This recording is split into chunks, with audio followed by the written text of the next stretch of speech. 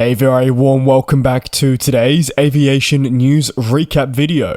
In today's proceedings, there's coverage on Air Canada reporting its fourth quarter and full year financial results, Akasa Air making history with a major expansion, and Delta announcing plans to grow its network in time for the 2024-2025 winter season, and that's where I will begin today's proceedings. They'll be focusing on service expansion to Hawaii and Miami, with new routes announced as their leisure market deepens its connections. The service will be launched next winter for those wishing to travel to sunnier and also warmer weather locations, and come from two leading locations that Delta operates from. Delta adds that the 767-300ER and the next generation Airbus A321neo will be deployed on the newly announced routes. So let's begin with the major US airline will offer 22 daily non-stop flights to Hawaii next winter, with now a new upcoming seasonal service from Boston to Honolulu set to boost that. Service between these locations is expected to commence on November 21 of this year and conclude on April 30th, 2025. This route is what Delta describes as a substantial enhancement of their previously scheduled services to the likes of Florida, Mexico, and the Caribbean from Boston. An additional daily frequency will also be added from Salt Lake City to Honolulu with the seasonal flight, meaning that there will be 2 daily flights offered between November 6th and March 29th of next year. Service resumption between Atlanta and Maui will mean that Delta will become the only airline to serve the pair from the eastern part of the United States. In similar fashion, this service is also seasonal, beginning on the 21st of November and concluding on March 29th of 2025 also. Don't worry though, as Hawaii won't be the only focus of this latest service expansion.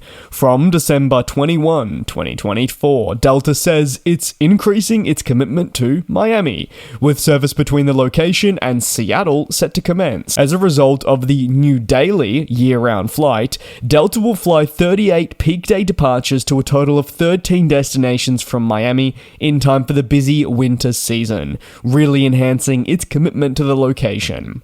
Ultimately, Seattle will also now receive enhanced connectivity around the United States, thanks to this latest announcement. Delta really says that it's building momentum around this city, with routes towards the likes of Taipei also recently launching, really highlighting the direction it wants to head from this West Coast city. It's time to move on to the next story of today, and that sits with Akasa Air, labelled as, not just the fastest growing carrier in India, but generally many would say the world, as it's made company history by announcing its first international destination. For the Indian carrier, long have international flights been on the horizon.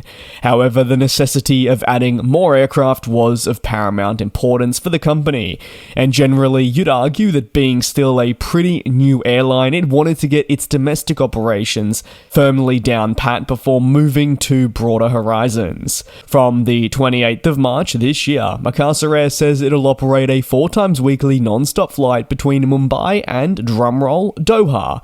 This is going to work hand in hand alongside its rapidly expanding domestic network. Operating as QP70 and 71, the flight is scheduled to depart Mumbai on Wednesdays, Thursdays, Saturdays, and Sundays at 5:45 p.m, with a touchdown in Doha at 7:40 p.m. The latest announcement shows that Akasa Air has become the first airline to fly overseas in record timing. This record timing-wise is just over half a year, coming in at 19 months. Service between Mumbai and Doha will be fantastic for tourism, and the airline notes for fostering economic benefits long into the future, with, as we know, Doha home to several vital businesses and key for trade. Additionally, Akasa Air cites that service launch towards Qatar, specifically Doha aligns with Qatar's Tourism Strategy 2030. What is this strategy? Well, the primary mission is to make it the fastest growing tourism destination in the Middle East by 2030. And obviously, by Akasa Air launching service, they'll aid that with better connectivity to India, and all while doing so with lower prices. This is truly the next phase, at least that is what is described by Akasa Air. International expansion, like I said, has been something long on the radar, and being able to do so in such a manner really underpins just how the past couple of years have gone for Akasa Air, rapid growth, and much more. The airline hopes that with additional 737 MAX jets that were only recently confirmed to have been ordered and actually in the 3-digit tally, they will be able to expand to more international destinations, potentially looking as far as Southeast Asia sometime in the future. Although that will again be very much permitting when more aircraft join the scene and they can free up existing planes to continue their robust Indian domestic operation. On to the final story of today, and Air Canada has published results for the fourth quarter of 2023 alongside full-year financial results. In the fourth quarter, the airline said it saw operating revenues of $5.175 billion, which is actually an increase 11% year over year. They say this was achieved thanks to an increase in overall capacity, which is something you always like to see.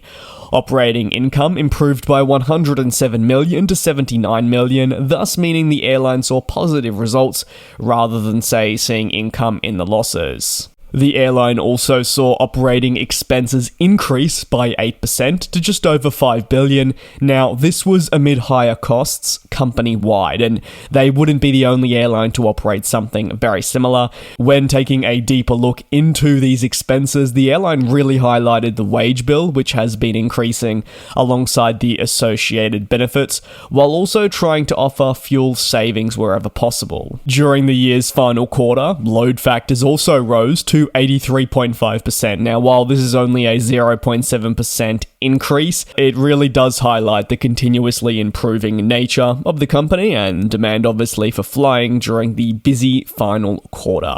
For the full year results, Air Canada saw operating revenues at $21.8 billion. This represented a 32% rise and also comes with 20% growth in operated capacity.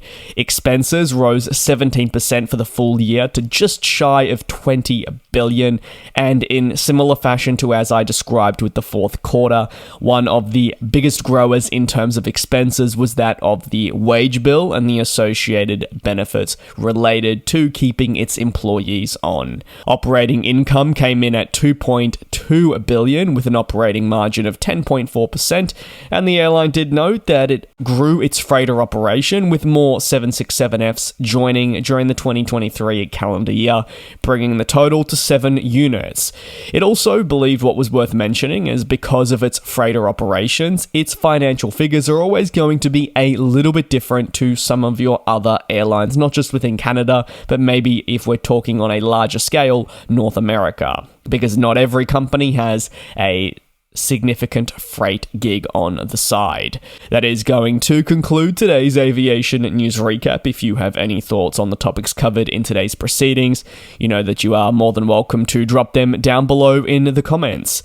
Thank you very much for your support here on the channel. It certainly does mean a lot. I hope you're taking care and also staying safe. I'll see you same place, same time tomorrow for more industry developments.